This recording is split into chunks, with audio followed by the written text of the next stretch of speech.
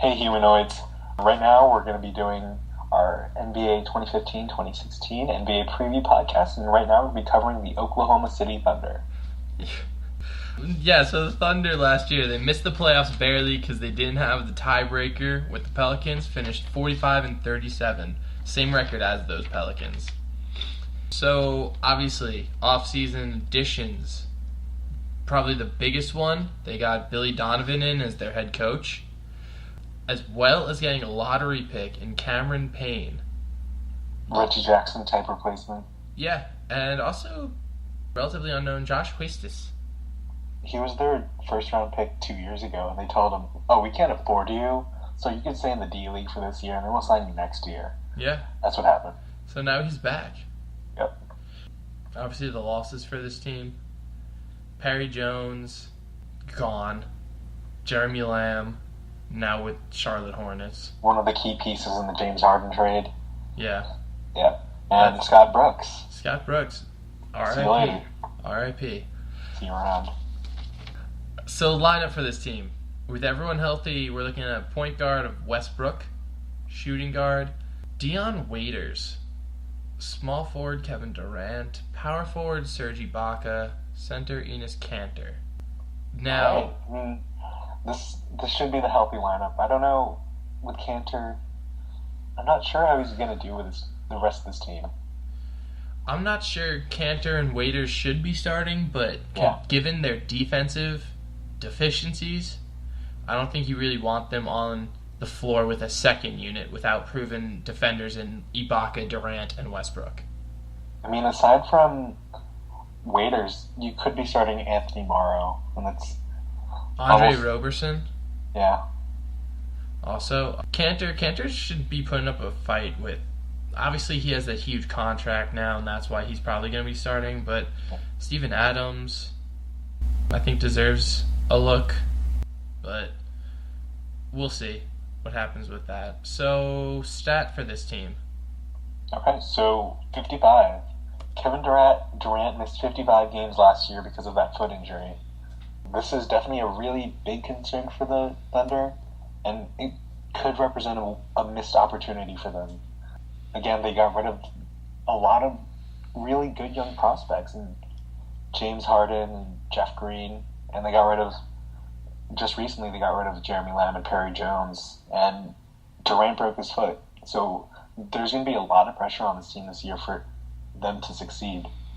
Durant's going to be a free agent this season, and there really is a high possibility that he leaves.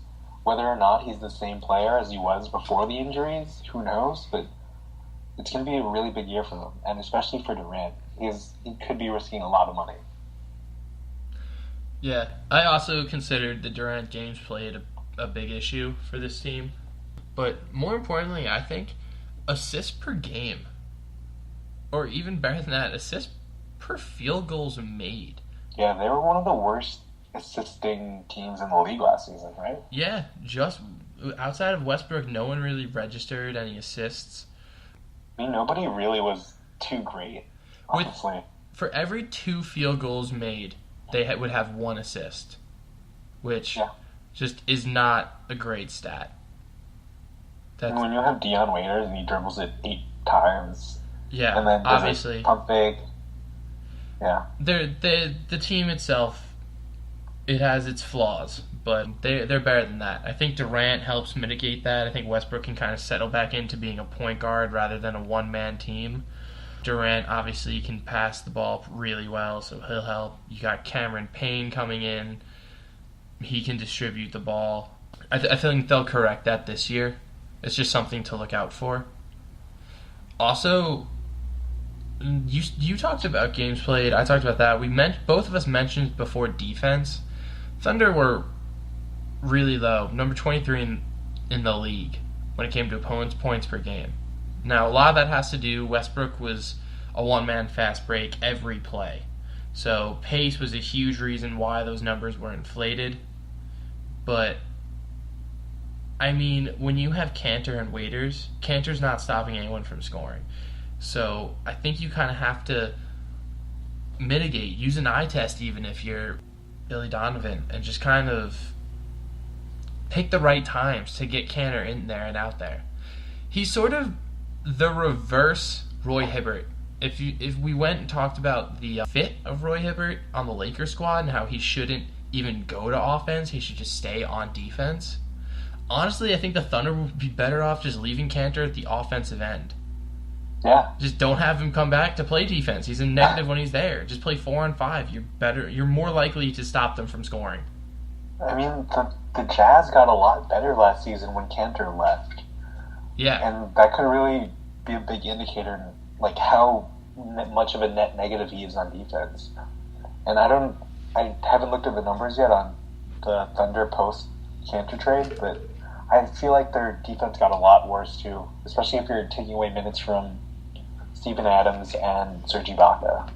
It did get worse. And at the same time, the increase in their scoring, Kanter obviously scored 18 points per game while he was with the Thunder.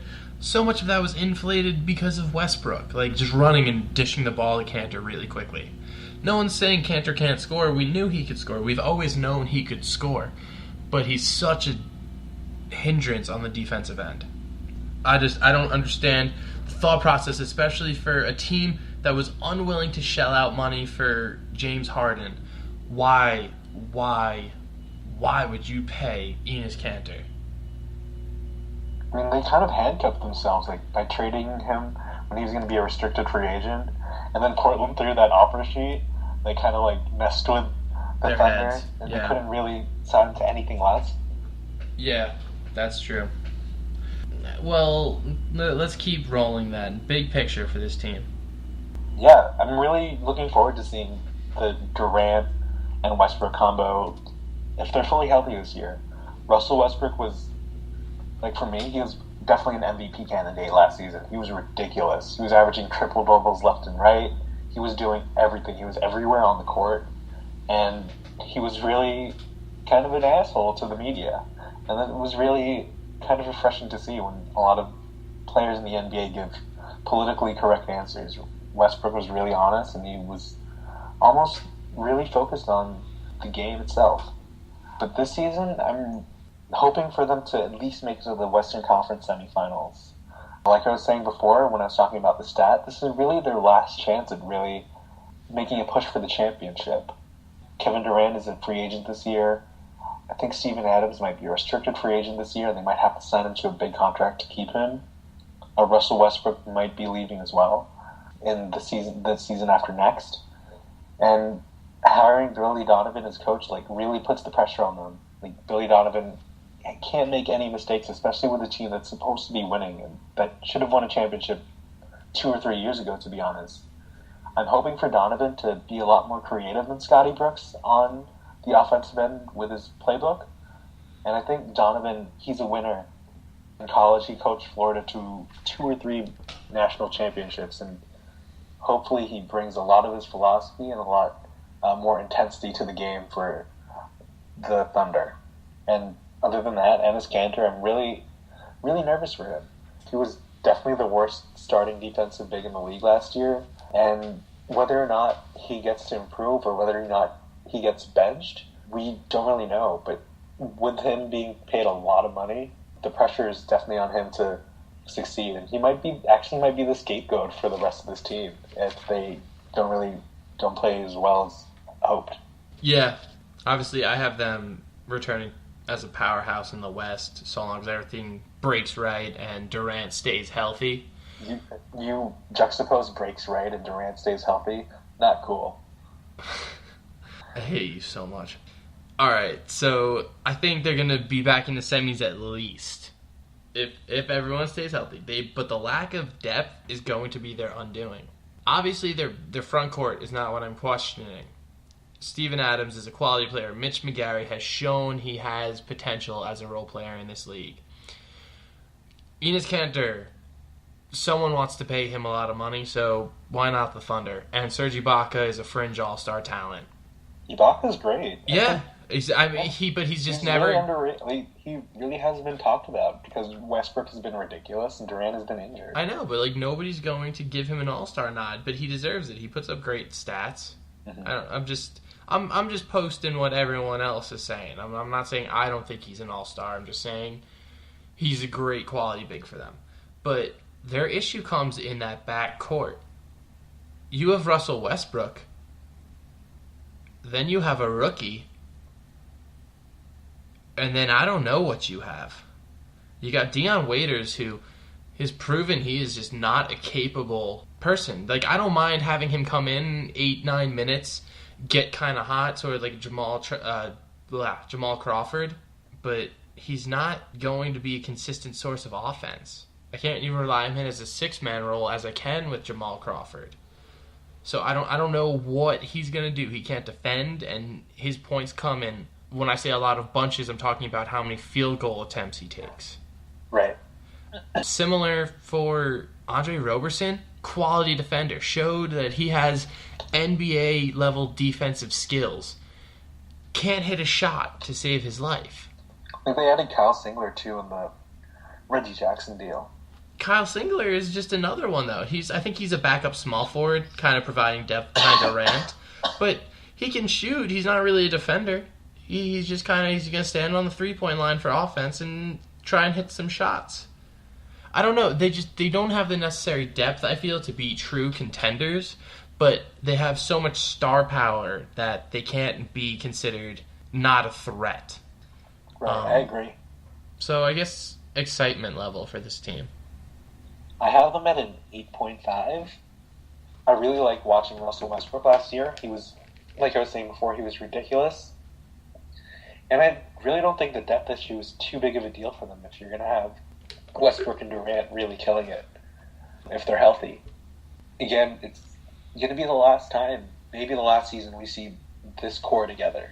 And I'm really hoping to see an MVP-type season from Westbrook, a bounce-back year from Durant, and maybe even Dion Waiters, maybe increasing his field goal percentage to 45% if Billy Donovan gets his head straight. But that's neither here nor there. And I'm also looking forward to seeing Serge Ibaka defend and see how Kanter, Adams, and that whole backcourt, that whole front court meshes together. And I have high expectations for this team, but whether they come true or not, we have yet to see. And if they stay healthy or not, that's another issue. Right. I have it at an 8.0, so we are actually extremely close on this one. Obviously, a healthy Kevin Durant is so much fun to watch. Or if he's not healthy, rampaging Westbrook was even more fun to watch, I feel. Watching him make the NBA into his plaything. His adjusted stats, I don't know if you looked into this or not when it was happening, but his adjusted stats blew Oscar Robertson's away. And when you adjust for pace and everything like that, back when the Big O was playing, yeah. I mean, Westbrook's stat line back then would have been equivalent to 42 points, 15 rebounds, and 14 assists. He dominated the NBA, and that was so cool to watch. Obviously, Serge Ibaka, his blocks and his great defense, and now he has a three-point shot, so that's all cool. It's also really funny when he tries to instill team discipline, such as when he froze Reggie Jackson out of the play completely last season, when Reggie Jackson was kind of going on his one-man show also. All of those things are fun. And I don't know. I don't think the depth hurts them, especially it doesn't hurt their rating. I think those two are enough to carry them. I'm just worried about it for long terms as in terms of championship contending. So with that said, what do you see for this team? I see them improving over last year, for sure. Something around 50 to 55 wins. Definitely making the playoffs, probably third or fourth seed. I'm really not sure with how they compare to the Warriors and the Rockets. I'd say they're maybe a little bit lower on the tier level compared to the Rockets, Warriors, and Spurs. But they're definitely going to be competitive, and if we see that next year from Westbrook and see Durant reclaim what he was before during his MVP season, they have a ceiling of definitely making the finals. I see it as a 50-win campaign. Probably 51, 52. Nothing less than that. But I have them sitting at a 5 seed, not home court advantage.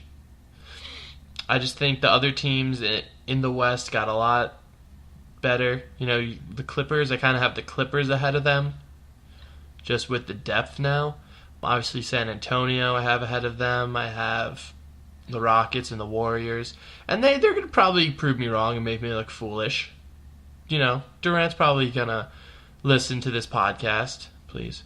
And, and you know, get pissed and go on a tirade and destroy it. But probably Russ Westbrook. Yeah, that too. He's probably going to dunk on you. But I see them losing in the semis. With that said, let's move on to social media. All right. I mean, like I was mentioning before, Russell Westbrook has been brutally honest with the media. So the other day, he had an Ask Me Anything on Reddit, and he was talking about, somebody asked him, hey Russell, who would you put, if you could posterize anyone in the world, who would it be? You. Just really shows Russell Westbrook. And another little tidbit from that Ask Me Anything from Reddit, somebody asked him, what kind of music does he listen to get pumped up for a game? He said he listens to all types. Taylor Swift is on the playlist. He mixes it up, old school and new school rap, R&B, pop, and everything. So, what do you think Russell Westbrook listens to before a game? And he said Taylor Swift was on the playlist, so I think we have to cover this in depth. I think it's You Belong With Me. You Belong, the KD Westbrook combo. Yeah, I really think he just kind of thinks about all the different stars or like stats and accolades, and he just is You Belong With Me. MVP trophy specifically. Yeah. Yeah, I think a lot of that. The scoring title, You Belong Maybe With Me. He looks back on the James Harden days and he thinks You Belong With Me. Yeah, I think that's definitely his go-to song. The White Horse, maybe. I mean, his boy Kendrick is on Bad Blood, but I don't think there's any bad blood. No, he's bad blood with the world, but I don't think it's enough to make him regret any of it. Also, there was that ridiculous interview. Was it last season? Yeah, I believe so. When there's like, Russ, do you think that you guys lost this game or that they won this game? And I mean, he went into answers that we can't repeat here, but it was another mic'd up mess up. Oh yeah. Yeah. It was much worse than Van Gundy's build a fucking wall. So, I don't... It was great. Somebody messed up in taking a mic on that, though. That was... And they pissed Westbrook off. That was also not a good thing. Maybe that's why he wants to dunk on the media. Yeah. I mean, out of all the players on this OKC team, who do you think is the most exciting, like, not on the basketball court, but off it? Oh, Westbrook. It is Westbrook. Not Dion? No, not Dion at all. Dion's all pomp and poise. Westbrook. I mean, Kyle Singler's a pretty wild and crazy guy. Steven Adams, actually, he's got that stash going for him now. It's back? I think so. Or he has a mullet. He's one of the two. Steven Adams is one of the hidden gems from that team. He'll forever be criticized by being involved with that James Harden trade, but I think he's going to be a solid player for them. Yeah. He shouldn't really get as much crap as he does. Exactly. Anything else for this team? No, I think we've about covered it. Awesome. All right, guys. Thanks for listening. Tune in next time. Yeah.